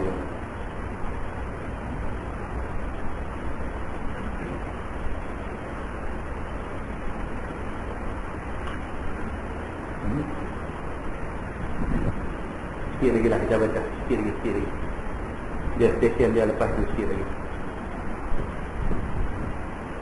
Laqad sami'a Allahu qaulal ladzina qalu. Sungguh Allah dengar akan perkataan orang yang berkata, innallaha faqir wa nahnu aghniya. Bahwasanya Allah itu fakir dan kami kaya. Dan yang berkata itu ialah orang Yahudi. Kata mereka itu ketika turun ayat, man dzalladzi yaqridullaha qardan hasana. Siapa yang memberi hutang kepada Allah akan sebagai hutang yang baik. Maka kata Yahudi, jika Allah Ta'ala kaya, nescaya tiada minta hutang akan kami. Bila turun ayat Quran, Tuhan kata, man dzalladzi yaqridullaha qardan hasana. Siapa yang berhutang, yang sanggup bagi hutang kepada Allah dengan hutang yang baik. Maksud dia apa? Maksud ayat itu ialah siapa yang buat satu kebaikan seolah-olah macam Allah berhutang nak bayar balik pahala kat dia akhirat itu. Mereka pergi faham ayat itu secara zahir. Maksud dia Allah Ta'ala nak orang bagi hutang ke dia. Maka orang Yahudi kata apa? Mereka kata Allah Ta'ala ni sebenarnya fakir, bukannya kaya. Pasal apa? Kalau dia kaya, dia tak mengharapkan orang bagi hutang kat dia. Bila dia kata orang nak bagi hutang kat dia, maknanya Allah Ta'ala ni fakir. Dia kata. Macam ada setengah orang, ada satu kawan, dia pergi cakap depan kita. Dia kata betul-betul Ustaz, dia kata Tuhan ni pun tak perfect juga, dia kata. Saya tahu awak cakap mampu macam tu. Tak, dia kata kalau Tuhan ni perfect, Tuhan ni sempurna, tentu tak ada dalam dunia ni lahir main budak-budak cacat, dia kata. Sebab manusia ni Tuhan buat, dia kata. Bila keluar main manusia cacat, maksudnya Tuhan pun ada defect juga, dia kata. Tuhan pun tak perfect. Oh, saya kata dia angkarut. Sebab Allah mentakdirkan keluar main budak-budak cacat ni bukan nak menunjukkan ketidaksempurnaan Allah. Allah mentakdirkan main budak-budak cacat ni sebagai ujian kepada mak bapak dia. Semualah kalau dicontohkan kepada budak pada kelahiran budak, boleh contoh kelahiran budak. Kalau kita nak contohkan kepada macam-macam, Allah buat alam ni elok-elok, lepas tu dia buat gempa bumi. Adakah itu menunjukkan kelemahan Allah? Tak. Allah jadikan gempa tu dengan tujuan nak test orang yang duduk di tempat yang kena gempa tu. Itu tujuan dia, nak tengok berapa orang sabar, nak tengok orang yang tak kena sanggup tolong kepada orang yang kena. Allah buat ni atas tujuan-tujuan lain. Macam mana hang pergi tengok dari satu sudut, hang kata Allah tak sempurna bila Allah buat benda ni? Tak kena. Saya kata mengucap balik. Saya kata kat dia, mengucap balik, asyhadu an la ilaha illallah wa asyhadu anna Muhammadar Rasulullah. Dia pernah dengar, dia kata daripada satu orang bukan Islam kata macam tu. Dia kata, saya kata ada orang bukan Islam lah kata tu, dia punya batai. Kita jangan ulang kata. Oh, lagu tu kan dia kata? Lagu tu lah. Oh, betul. Lagu tu pula. Tak boleh kan? Yahudi dah kata dah. Bila turun mai ayat, Allah Subhanahu Wa Taala kata, siapa yang boleh bagi Allah berhutang dengan dia, Allah akan bayar balik kat dia dengan sesuatu yang lebih elok. Seolah-olahnya orang yang taat perintah Allah ni, seolah-olahnya Allah berhutang nak bagi pahala dekat dia. Akhirat esok Tuhan akan bayar. Bukan makna kata Allah nak berhutang daripada manusia. Dia salah faham. Dia pergi kata apa? Dia pergi kata Allah Ta'ala ni pun tak kaya. Dia kata sebenarnya Allah ni pun fakir. Pasti Allah nak mengharapkan orang bagi hutang dekat dia. Percakapan orang Yahudi ni didengar oleh Allah Subhanahu Wa Taala. Laqad sami'a Allahu qaulal ladzina qalu innallaha faqirun wa nahnu aghniya. Allah kata dia dengar perkataan tu. Wa sanaktubu ma qalu wa qatlahumul anbiya bighairi haqq. Lagi kami surat, yakni tulis barang yang mereka itu kata pada suratan amalan mereka itu supaya dibalas atasnya. Tuhan kata, siapa yang pernah bercakap macam tu terhadap Tuhan, Tuhan tulis apa yang dia cakap. Esok Tuhan balas kat dia. Kita jangan ingat benda yang terbit daripada mulut kita ni habis begitu angin pupuk hilang tak tuan-tuan. Setiap perkataan yang terbit di mulut kita ni semua recorded. Direkod oleh kiraman katibin, oleh raqib dan atid. Semua benda yang keluar ni recorded. Sana esok dia buka balik benda ni untuk balasan yang setimpal kepada orang yang bercakap ni. Dan Tuhan kata aku akan balas kepada mereka ni atas kesalahan mereka, bunuh segala anbiya dengan cara yang tidak sebenar. Dan kami tulis, kami surat, kami tulis perkataan itu, dan bunuh anbiya itu ditulis sama-sama di atas surat amalan itu. Kita buat apa pun tuan-tuan, semua ditulis. Wa naqulu zuqu azabal harid, dan kami kata di akhirat nanti, rasa olehmu akan azab bakar neraka apabila masuk akan dia. Zalika bima qaddamat aydikum, bermula yang demikian itu, yakni azab itu dengan barang yang mengerja oleh segala tangan kamu. Wa annallaha laysa bizallamin lil 'abid, dan bahawasanya Allah Taala itu tiada dia zalim bagi segala hamba, dia azab orang yang tiada berdosa. Itu dia. Tuhan kata dia tidak zalim. Orang yang tak berdosa tak akan kena azab. Tuhan hanya akan azab orang-orang yang berdosa sahaja. Wallahu a'lam. Akan tu baru stesen dia. Stesen ni dia tak boleh berhenti kalau tak sampai stesen. Dia kena sampai stesen dia baru dia boleh berhenti. Tak ada begitu dia tergantung-gantung.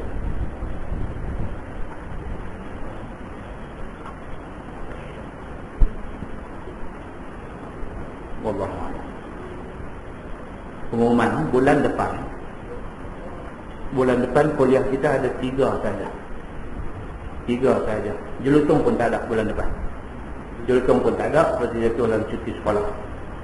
Kemudian yang ada, insya-Allah, yang ada di sini di Taman Berang 18 hari bulan 6. Kita tahu keluar jadual untuk bulan depan 3 nak keluar jadual malu kau. Jadi tuan-tuan pakai ingat saja. Bulan depan insya-Allah panjang umur, sihat tubuh badan, ada kelapangan masa. Kuliah kita di sini di Berang Garden 18 hari bulan 6. Kemudian di Masjid Kepala Batas 19 hari bulan 6. Kemudian di Padang Temusu Sungai Petani 26 hari bulan 6. 3 saja kuliah bulan depan. 18 hari bulan di Berang Garden, 19 hari bulan di Kepala Batas, 26 di Padang Temu. Dan saya mengambil kesempatan untuk minta maaf kepada beberapa pihak kerana kuliah kita sebenarnya minggu depan. Sebenar-benar kuliah kita di sini minggu depan, 21 hari bulan. Kita hari Isnin minggu ketiga. Hari ini Isnin minggu kedua.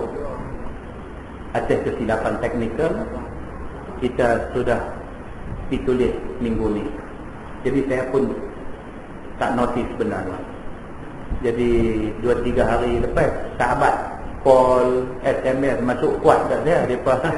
Mereka kata betul ke Brown Garden 14 ataupun 21. Bila yang tu baru saya double check, jadual sudah diedarkan 14 hari bulan. So saya serba salah pasal saya takut di masjid ni pada malam ni ada ustaz lain mengajar. Jadi takut tak boleh kita secara tak patut kita ambil tempat ustaz kita ni. So saya rasa sangat bersalah. Jadi saya hubungi setiausaha masjid dan beberapa orang sahabat. Saya nak minta supaya kuliah ni ke-21 baliklah di tempat asal kita. Tapi saya dimaklumkan kata banner pula dah keluar di kedai Haji Nazri kita dengan masjid pun buat banner 14 hari bulan. Jadi kalau kita balik ke 21, lebih masalah akan timbul. Lebih masalah kan orang menyaga ni mai tak ada. Tuan-tuan pun yang dapat jadual akan mai tak ada. Jadi saya kalau tak mai pun makan nasi pun hidup sudah ada rumah tu kena mati. Saya bincang dengan setiausaha masjid, Tuan Haji Zain kita buat keputusan kata mai juga malam ni. Jadi saya mengambil kesempatan ni minta maaf dekat tuan-tuan kalau ada kesulitan yang timbul, dan sangat-sangat minta maaf saya kepada ustaz yang sepatutnya mengajar malam ni. Sangat-sangat minta maaf, benda ni berlaku tidak sengaja. So bulan yang berikutnya balik tempat asal dia, Isnin minggu ketiga. Kita buka rapat ni dia masa kiamat nanti dia tak boleh cakap. Gharqat ni bukan puak-puak, gharqat ni pokok. Dia sekarang Israel duduk tanam pokok tu. Okey. Gharqat ni dia satu pokok yang banyak tumbuh di kawasan Yahudi. Bersabit daripada hadis ni dia sebut gharqat tu, saya pun takut dengar kan bunyi. Jadi pokok gharqat ni memang disebut dalam hadis.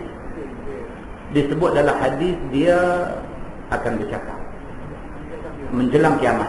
Menjelang kiamat ni apabila Islam jadi kuat, Tuhan bagi Islam kuat sah sebelum berlaku kiamat ni, pada ketika itu orang Islam hambat Yahudi ni. Benda ni tuan-tuan baca dalam hadis, tuan-tuan rasa macam mungkin kan jadi macam tu, pasal nampak Yahudi cukup kuat lah ni. Tetapi kita sebagai orang Islam, kita kena percaya hadis. Hadis Nabi terang-terang bagi tahu. Nabi kata menjelang kiamat pokok Gharqat ni dialah satu-satunya pokok yang melindungkan orang-orang Yahudi. Ketika itu Yahudi lari pergi menyorok belakang dia akan lindung orang Yahudi daripada pengetahuan orang Islam. Bagaimana benda ni nak jadi? Wallahu subhanahu wa ta'ala a'lam. Tuhan yang lebih mengetahui, tapi kita yakin yang Nabi kata dalam hadis itu pasti akan jadi. Takat saja.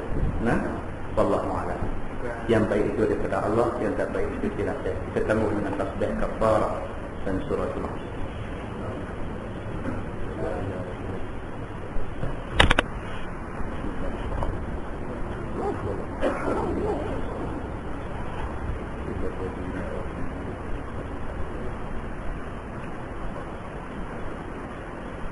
اللهم صل على محمد في الأولين والآخرين وسلم ورضي الله تبارك وتعالى عن سادتنا أصحاب سيدنا رسول الله أجمعين. بسم الله الرحمن الرحيم. الحمد لله رب العالمين حمدا يوافي نعمه ويكافئ مزيدا. يا ربنا لك الحمد كما ينبغي لجلال وجهك الكريم وعظيم سلطانك. رضينا بالله ربا وبالإسلام دينا وبمحمد نبيا ورسولا. اللهم افتح علينا فتوح العارفين وارزقنا فهم النبيين بجاه خاتم المرسلين. اللهم فقهنا في الدين وعلمنا التأويل واهدنا صراطك المستقيم. اللهم أرنا الحق حقا وارزقنا اتباعه وأرنا الباطل باطلا وارزقنا اجتنابه. اللهم اجعل جمعنا جمعا مرحوما وتفرقنا من بعده تفرقا معصوما. وصلى الله على محمد وعلى آله وصحبه وسلم والحمد لله رب العالمين. السلام عليكم.